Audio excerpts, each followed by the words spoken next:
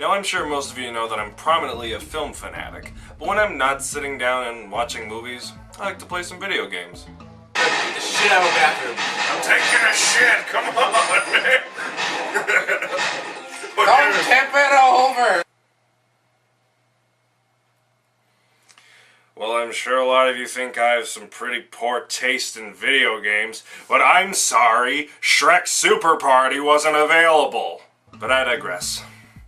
When it comes to video games, the most mixed bag of titles in any genre are the licensed ones, and it unfortunately does include Shrek 2. There are some good titles in the genre, but more often than not, they can work about as well as putting George Lopez in, well, anything ever. But the one I'm going to be covering today is Ed and Eddy, the Mis-Edventures. Nice title there, game developers. I personally would have gone with A Child Called Ed, but I guess this works fine. The game starts out on a level where the Eds are doing what they do best, setting up a scam. And by what they do best, I mean the one time they do it in this game. I am cool like a cabbage, guys. The game functions tag team style where you can play as either Ed, Double D, or Eddy, and each character contributes a special move. Ed can ram through breakable objects, Eddy can have them all balance each other to get across thin ledges and shoot stink bombs, and Double D can reach high places, shoot water balloons, and activate levers to open doors. The only problem is that he wasn't given more than 2 lines when doing so. This should work. My, intriguing. My, intriguing. My, intriguing. My, intriguing. My, intriguing. Double D! Give him some credit though. Instead of turning valves or switching on switches, he pulls the gears out of them and then they turn. Double D, you know, it might have saved you the extra effort if you actually, you know, turn the fucking valve! Your objective in this level is just to simply collect ice trays from coolers in the cul-de-sac to make snow cones. But we never see them being sold, so I'll just assume they didn't make any money. Hey, check out those balls! Check out those balls!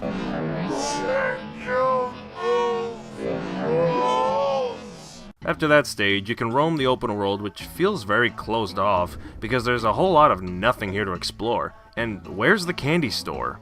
That was one of the essential settings in the show. It especially doesn't make sense because you collect quarters throughout every level so you can buy Jawbreakers, but instead from a giant gumball machine in the park. Why did they do that? This stinks! There are 6 levels you can play throughout the game, and they seem pretty standard, but there definitely feels like something's missing. I kinda feel like I'm watching a really bad season of the show, and even with 6 levels, there's not much to go around in terms of plot. A lot of them seem like carbon copies of other episodes, and some I wish were executed better to be actual episodes. I can recall more happening in Season 6 compared to this, and may I remind you, Season 6 only had 1 episode! Boy, this story stinks. As for the gameplay, the controls are pretty fluent, but every Ed operates differently. I usually find myself playing as Eddy because his attack is a little more range than Ed's, and Double D's is kinda slow, but what would you expect from a guy who wears a sock on his head? Ha ha ha, very good, Eddy. The most annoying part of the game is the CPU characters, because more often than not, you either have to stop in place and wait for them to catch up, or they'll be stuck, which means you'll have to backtrack and get them. What, is Double D having a meth attack? What the hell's going on? Come on! My nose runs faster! Now I do have to say that the music is great. It's ripped right from the show, but it's so good that it makes the gameplay a little more enjoyable.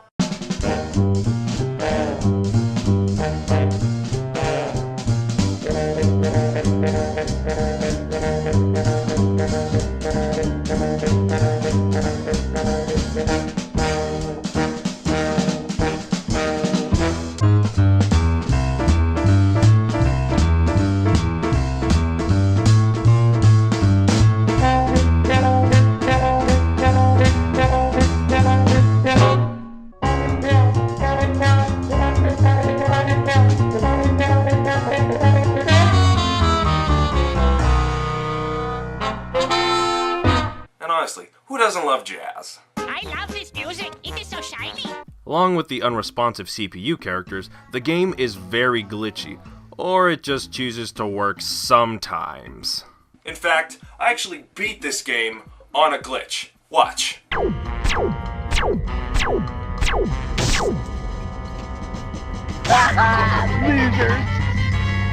I swear, I didn't edit that. That's actually how the game ends. And sure, I beat the game, but that's not like the actual ending is anything satisfactory. Every level has a 2D opening and closing with some jokes, and they're all either unfunny or the levels just end. It's time for dinner. Mom said, get moving! Killjoy! Mr. Yum Yum, safe, sound, and snuggly.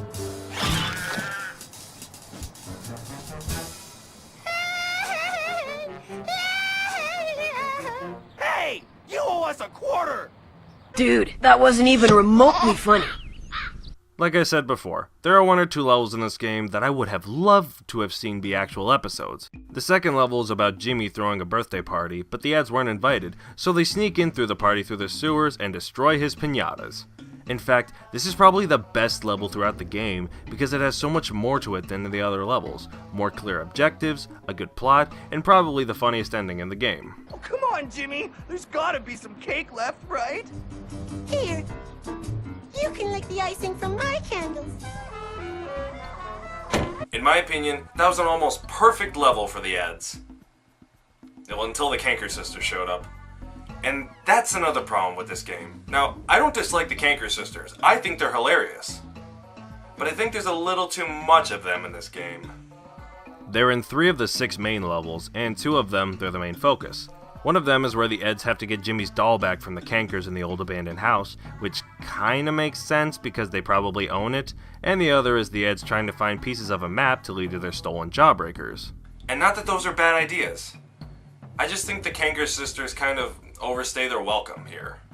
I know there isn't much to go around in the series in terms of conflict with other characters, because Cankers are the perfect setup for conflict in the series, but it feels as if the game developers relied only on them for good ideas. I mean, I might be sounding crazy, I don't know. Am I making sense to you guys? Good enough for me. Yep. Plus, if you collect enough costume pieces, you can unlock 2 bonus levels. One is where the Eds are astronauts exploring a robot planet, and the other is Ed imagining himself as a monster destroying the city. And they're alright. It's nice to see an out-of-the-box level, especially from the Spaceman one, but there's nothing too different about it. Well, except this. Ed, your story's getting weird! Oh, and this is worth looking at. I can see our house from...